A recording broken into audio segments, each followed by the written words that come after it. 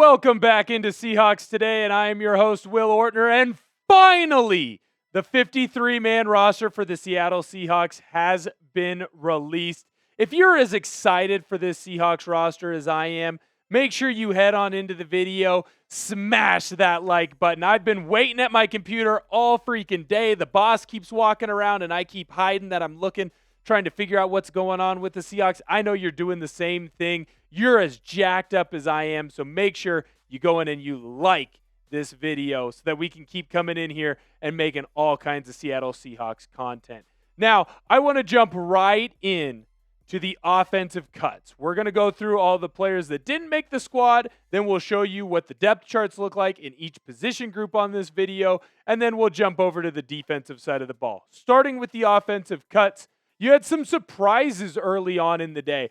I know if you follow me over at Will Ortner on X, you would have seen as soon as I learned that Damien Martinez was being cut from the roster that it was an instant no type of reaction from me. Obviously, he didn't come in and perform at a high enough level. Look, I get why George Holani's on the roster. I obviously get why Kenneth Walker and Zach Charbonnet are on the roster. I was hoping that Seattle would carry a fourth running back. It's clear to me that they think they are going to be able to get Martinez back on the practice squad, which that'll end up getting announced here in the next coming hours. But in my eyes, I don't know that you're going to be able to get him back. I already had fans DMing me that are big Texans fans, big Dallas Cowboy fans. I mean, shoot, our own Cowboys report, great Tom Downey was texting me as soon as he got let go. Hey, do you think he'd be a good pickup here in Dallas? I think Dallas could use him, blah, blah, blah, blah, blah. And as soon as I saw that, I kind of was worried. And I don't think that you're going to see Damien Martinez on the practice squad. I hope I'm wrong. I hope I get cold take exposed. But in my eyes, I do think that he will be gone. MVS, obviously, I've been over here banging on the table that he needs to be moved on from. I was hoping that the team would have found a trade for him. Unfortunately, they weren't able to get that done, so MVS does end up getting cut. As we look through the next group of players, you've just got a younger crew here. Anthony Tyus played pretty well, I felt like, at running back. Broden had a couple big plays. He was a deep threat. Just didn't end up making the squad.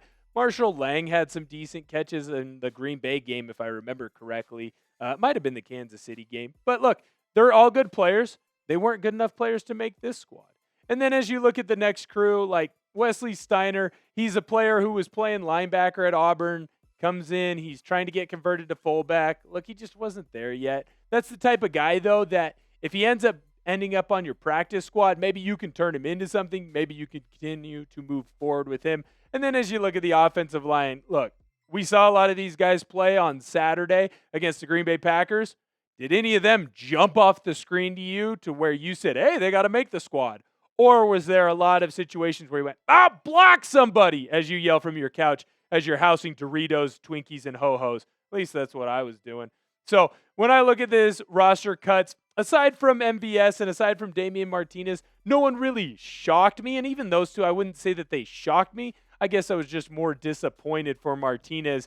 MVS, I was hoping that maybe you'd be able to pick up a trade there as well. Obviously, Seattle didn't cut Michael Jarrell. They traded him earlier on today. So now let's get into what this offense is going to look like for the season. When you look in the quarterback room, this was one of the positions that I talked about in a previous video where I said, hey, man, there's going to be no changes. You're going to carry three quarterbacks. Sam Darnold is clearly your number one. Drew Lock right now has proven that he should be the number two. And Jalen Milroe is a type of player that if you can get him in your system and develop him, maybe he can be one of the all-time greats. And if he can't, he'll be a great gadget guy down in the red zone, which Mike McDonald has already said he's going to be for you. As you look into the backfield, we've got our running backs and our fullbacks here. Everyone's favorite, America's sweetheart, Robbie Oots. Look at that beautiful picture of him. He looks just like any fullback should. You can also see that Kenneth Walker, he's still listed as RB1 in my eyes. Zach Charbonnet, RB2. I think they're going to work in a closer 50-50, so you could almost call them running back 1A, 1B type of situation. George Holani exploded. I think going into training camp, there were a lot of Seahawk fans like myself and reporters like myself that believe that George Holani was that running back 4. He was on the outside looking in against Martinez, And it showed from the very first rush that he had against Las Vegas that he wasn't going to be RB4, that he was going to be RB3. And honestly, if there's an injury to Walker or to Charbonnet, I feel very comfortable with him coming in and stepping into that RB2 role, or RB1 if there's a disaster class there in the injury report for this running back room. Very comfortable with what you have going with the 3 running backs. Russell filling out that secondary fullback position. I don't expect to see him a lot. I expect to see him a lot on special teams. So he's the type of guy that what he's doing on that third of the game, right? There's 3/3 of football, offense, defense, special teams. Russell made himself a roster spot because of what he can do on that 1/3 of the game, and that's the special teams. Looking in the Seahawks wide receiver room, I had said that I hope Derek Young made this team. And not only was I correct on that hope, I got some more wishes after the Green Bay game. Because I was watching Cody White out there run around, make plays, make Jalen Milroe a lot more comfortable in the pocket in the second half, and he ended up making the squad.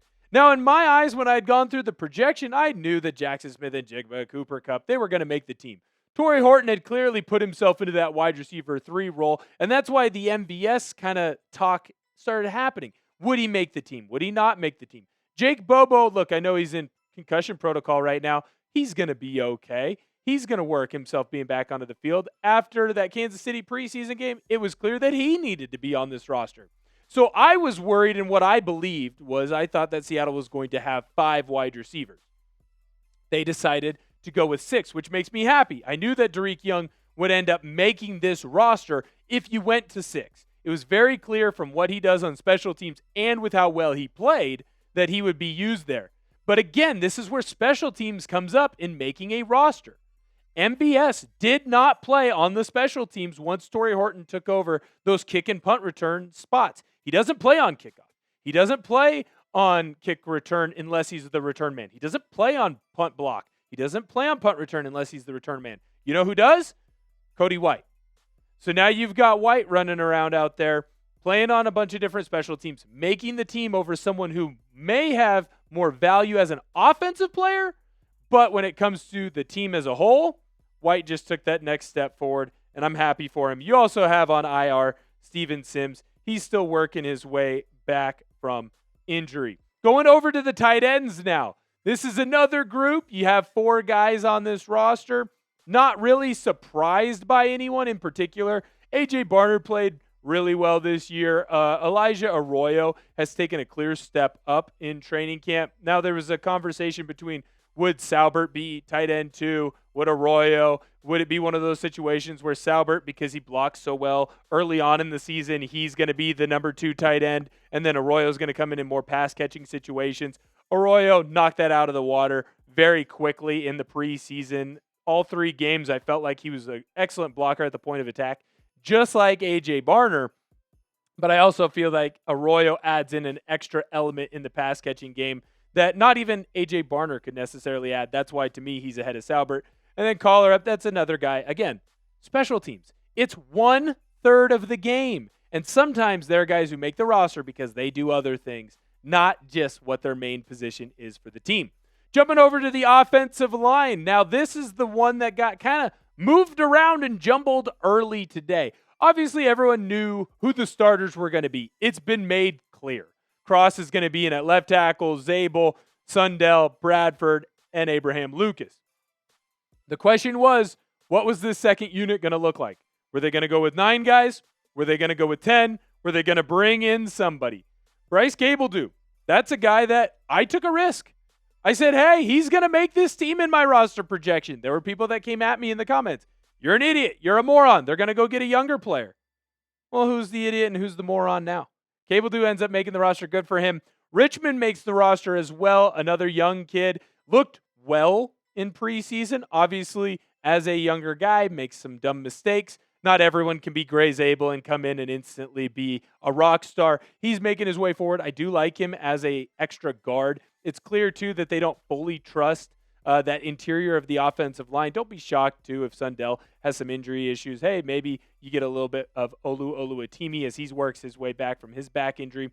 Jones being that swing tackle for you right now. I had expected before the trade this morning that Jarrell would also make this roster. you'd go in with 10, or if you went in with 9, you'd go and try and find a veteran free agent. Don't be shocked if Seattle does something there, but also at the same time, that's not really John Schneider's MO, and it doesn't really feel like this team wants or is like really looking incredibly hard for a veteran free agent. Like, they worked out Dalton Reisner, and if he was someone that they wanted to make the team, they would already brought him in.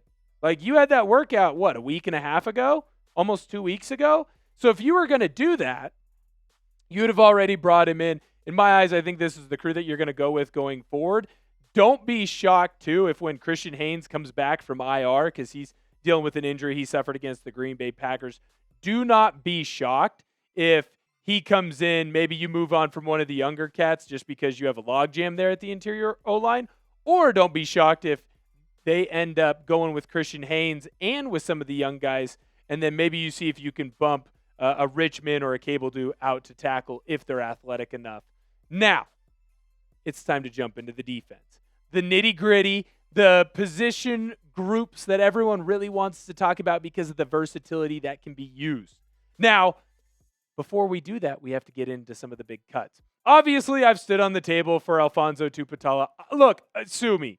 I'm a Washington kid who played Washington high school football, grew up watching Washington State Cougars games, who grew up watching UW Husky games where Tuputala went to. I grew up hearing stories about the great Federal Way and the great Chico McClatcher. Obviously, I watched Oregon and Oregon State as well, too. So whenever there's a local kid from Oregon, especially that North Oregon, or anyone from Washington, I'm always going to root for them, especially when it comes to my Hawks.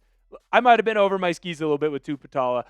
I hope that he ends up making a practice squad. I hope he makes a practice squad in Seattle. He's a kid that showed some good promise, and while I might be, again, a little bit biased, a little bit over my skis, I was impressed and happy for him when he got that sack against the Packers. Now, this is where the surprising defensive cut jumps in, because I don't know about you guys, I didn't see this cut happening at linebacker. Patrick O'Connell. In my eyes, he came in as a guy who, hey, it's going to be him and Thomas as the backups. We already know what they're doing at that inside linebacker position. He's going to make the squad. And then I get a notification pushed across my screen, around 3 o'clock my time? So 1 o'clock, 2 o'clock Pacific time? I'm bad with time zones. That Patrick O'Connell had been cut. I was surprised. I trust Mike McDonald. He's someone who has shown that he can go in and create a roster from scratch and have it be pretty darn good.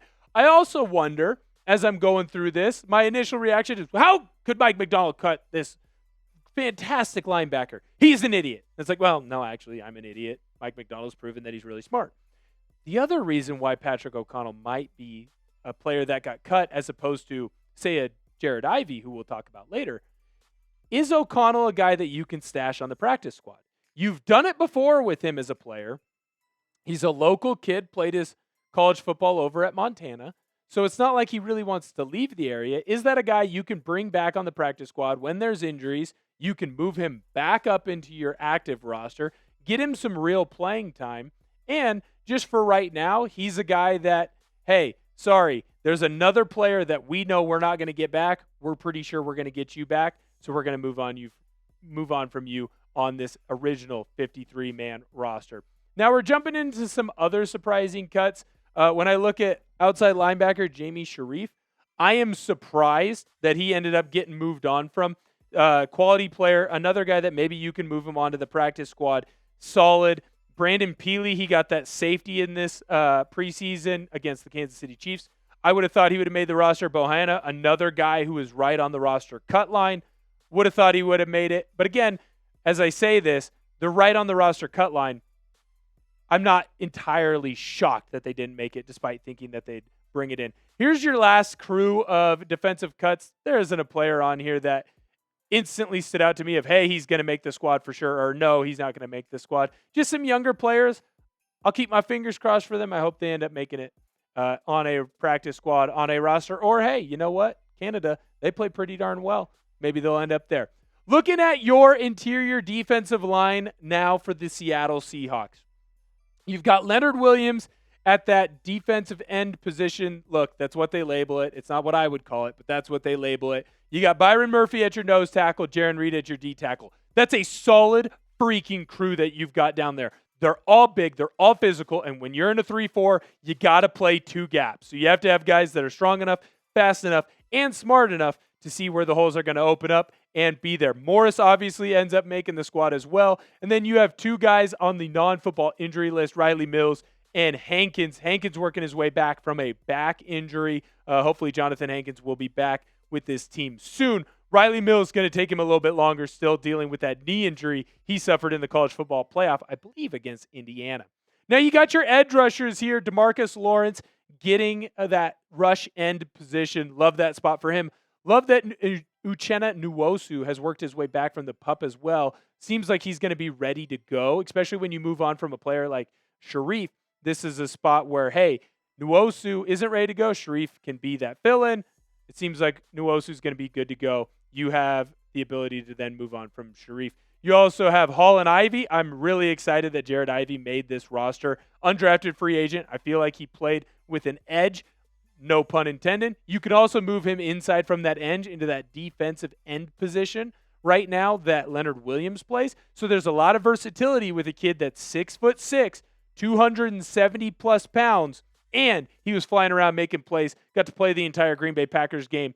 He had a ton of pressure on the quarterback, ton of tackles as well. Jumping over into the linebacker position, it looks pretty slim in there. You've got Ernest Jones IV, you got Tyrese Knight, and you've got Drake Thomas.